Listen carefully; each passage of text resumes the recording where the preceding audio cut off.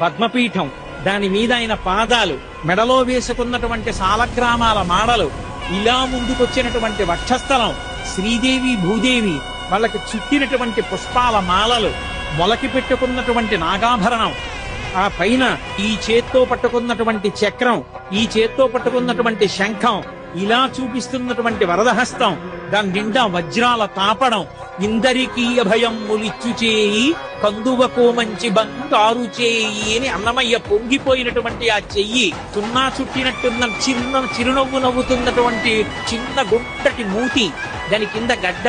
గడ్డం మీద కర్పూరపు మచ్చ, కళ్ళు ముక్కు కప్పుతూ పై వరకు పెట్టినటువంటి ఊర్ధపుండ్రాలు, దాని మీద అంత పొడుగున వజ్రాలు తాపడం చేసినటువంటి కిరీటం, ఈ చేతి మించి అలా కిరీటం మించి ఇలా దిగినటువంటి పెద్ద తోమాల, ఆ స్వామి దివ్యమంగళ విగ్రహాన్ని పైనుంచి కిందకి, కింద నుంచి పైకి చూసి పరమ సంతోషాన్ని పొందాడు.